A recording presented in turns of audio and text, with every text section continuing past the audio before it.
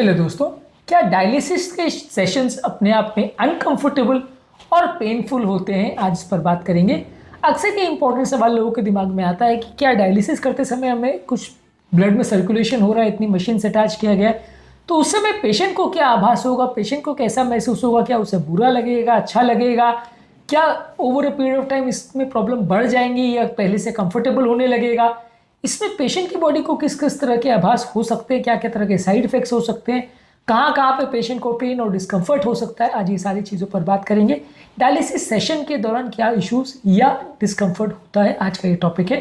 Topic पर जाने से पहले जो लोग हमारे चैनल पर नए हैं उन्हें रिक्वेस्ट करूँगा कि चैनल को सब्सक्राइब करें, वीडियोज़ को लाइक करें, शेयर करें, फॉलो करें, कमेंट करें, पूरा देखें। टॉपिक इंपॉर्टेंट है, इसे एंड तक देखिएगा। चलिए शुरू करते हैं इंपॉर्टेंट वीडियो।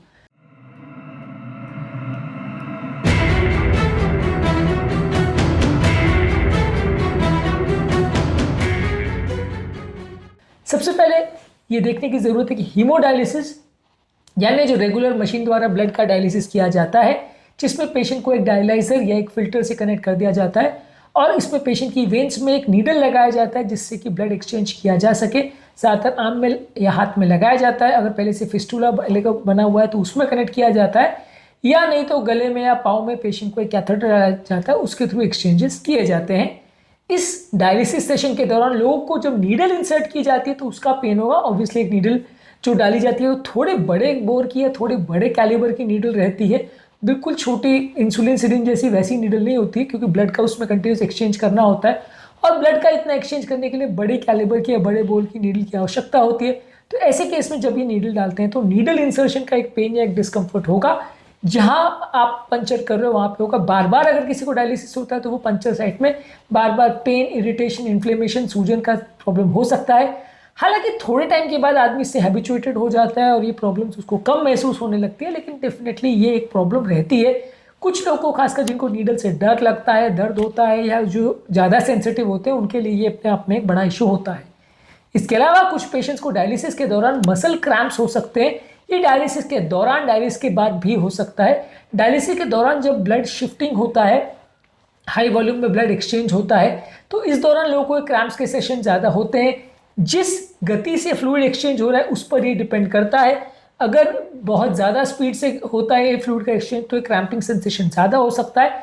इसको कम करने के लिए जो फ्लूइड एक्सचेंज का प्रोसेस है उसको थोड़ा स्लो किया जा सकता है। अगर किसी व्यक्ति को प्रॉब्लम ज़्यादा हो रहा है, हर व्यक्ति को क्रैम्प्स या ऐठन या जकड़न पाँव में बहुत ज़्यादा नहीं होगी, लेकिन किसी किसी को होती है, कोई इसके लिए ज़्यादा सेंसिटिव है, तो वहाँ पे आपको डायलिसिस की गति थोड़ी स्लो करनी पड़ती है, क्योंकि फ्लूइड एक्सचेंज की गति के प्रोपोर्शनल होता है कि कितना क्रैम्प्स आपको आ रहे हैं।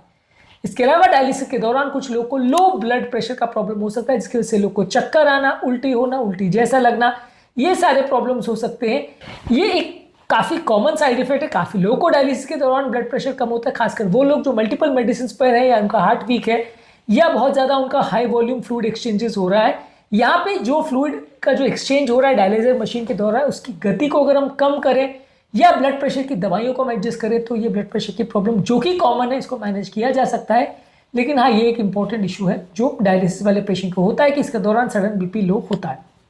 कुछ लोगों को बॉडी में खुजली का एहसास होता है। डायलिसिस के बाद जब बॉडी का वेस्ट प्रोडक्ट्स निकल जाते हैं, अगर ट्रीटमेंट पूरी तरह से इफेक्टिव नहीं हुआ है तो स्किन इरिटेशन ज़्यादा होती है।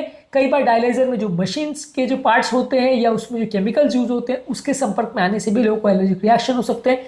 खुजली का एहसास हो सकता है, या पूरी बॉडी में या पूरे पंचर साइट के आसपास खुजली का एहसास हो सकता है, इरिटेशन, इन्फ्लेमेशन हो सकता है। इसके अलावा कुछ लोगों को एक्सेस साइट, यहाँ पे जहाँ पे पंचर करते हैं वहाँ पे इन्फेक्शन का, सूजन होने का, या रेडनेस हो जाने का, ब्लीडिंग हो जाने का, ये सारे प्रॉब्लम्स हो सकते हैं। बार बार अगर नीडल पंचर किया जाए तो ये प्रॉब्लम ज़्यादा भी हो सकते हैं। कई बार अगर प्रॉपर टेक्निक का या प्रॉपर हाइजीन का ध्यान नहीं रखा जाए तो ये प्रॉब्लम ज़्यादा हो सकते हैं। जहाँ पे हम पंचर कर रहे हैं वहाँ बड़ी कैलिबर की नीडल डालने की वजह से लोगों को ये प्रॉब्लम्स होती है। इसके अलावा डायलिसिस अपने आप में एक बोरिंग प्रोसेस होता है, कई घंटे तक चलता है, बॉडी बहुत टायर्ड का महसूस करती है। हालांकि डायलिसिस अपने आप में बहुत पेनफुल नहीं होता, लेकिन व्यक्ति बहुत थका हुआ सा महसूस होता है। कंटिन्यूस ब्लड प्रेशर में फ्लक्चुएशन होते हैं, कंटिन्यूस बॉडी में फ्लूइड लेवल्स का चेंज होता है। इसकी वजह से व्यक्ति को बहुत ज़्यादा डिस्कम्फर्ट का सेंसेशन होता है। वो 7-8 घंटे या जितनी देर तक भी डायलिसिस चलता है, एक टॉर्चर जैसा कई लोग को महसूस होता है। लोग बड़े बोर हो जाते हैं इस दौरान, इसलिए अक्सर डायलिसिस सेंटर्स में यूजली टेलीविजन चला दिया जाता है या पेशेंट अपना मोबाइल देखता रहता है, क्योंकि ऑब्वियसली ये कोई एंटरटेनमेंट का काम तो है नहीं कि मशीन से 7-8 घंटे तक बंधे रहना और वो आपको ब्लड एक्सचेंज कर रहा है और फिर हफ्ते में 2 या 3 बार वो करना अपने आप में कोई एंटरटेनमेंट का काम तो नहीं है, बोरिंग होता है। तो कई लोग इरिटेटेड हो जाते हैं, कई लोग इसका ड्यूरेशन में बहुत थका हुआ भी महसूस करते हैं और बहुत बोर भी होते हैं। पेरिटोनियल डायलिसिस जो पेट के थ्रू किया जाता है, इंटेस्टाइन के थ्रू किया जाता है, जहाँ पे पेरिटोनियल मेम्ब्रेन के थ्रू पेट में एक्सचेंजेस किए जाते हैं, वहाँ थोड़ी ज़्यादा फ्लेक्सिबिलिटी होती है क्योंकि ये घर पर किया जाता है और क्योंकि आप इसको रात को सोते समय कर सकते हो, तो यहाँ पे ये बोरिंग वाला प्रॉब्लम थोड़ा सा कम हो जाता है। इसके अलावा कुछ लोग को पेन का एहसास भी होता है डायलिसिस करने के दौरान। हालांकि अगर ऐसा पेन का आपको सिग्निफिकेंट प्रॉब्लम हो रहा है तो फ्लूइड रिमूवल रेट को, नीडल पंचर टेक्निक को और कुछ पेन किलर मेडिसिन के प्रयोग से इस पेन को कम कर सकते हैं। ज़्यादातर लोग जो प्रॉब्लम्स होती है उससे धीरे धीरे करके अडेप्टेड हो जाते हैं। ज़्यादातर लोग को आदत पड़ जाती है। शुरुआती कुछ दिन लोगों को ज़्यादा प्रॉब्लमेटिक होता है। एक बार जब फिस्टुला बन जाता है और रेगुलर डायलिसिस होने लग जाता है तो पेशेंट को उसकी आदत पड़ जाती है, उसके बाद उतना ज़्यादा प्रॉब्लम्स का एहसास नहीं होता। इसी तरह से पेरिटोनियल डायलिसिस में भी ये इशू है। पेरिटोनियल डायलिसिस में भी जब डायलिसिस कैथेटर डालते हैं तो थोड़ा पेन और डिस्कम्फर्ट का एहसास होता है।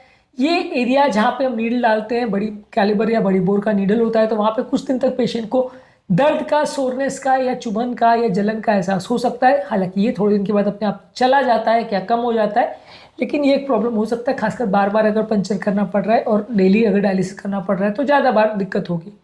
इसके अलावा पेशेंट को पेट में दर्द या फुलनेस का एहसास होगा। बार बार अगर आप किसी के पेट में पानी भर के उसको बार बार अगर एक्सचेंज करोगे तो ये फ्लूइड कई बार कुछ पोर्शन उसका पेट में रहता है, जिसकी वजह से लोगों को पेट कई बार भारीपन होने का एहसास होता है। हालांकि जब ये पेट में अंदर पानी जो भरा हुआ है उसको एक बार पूरी कर निकाल दिया जाता है तो पेशेंट को ये भारीपन उतना नहीं एहसास होता। लेकिन जब तक पेट में भारीपन है, जब तक पानी भरा हुआ है, आपको ब्लोटिंग का एहसास, गैस का एहसास या फूला हुआ पेट है इसका एहसास होता रहेगा।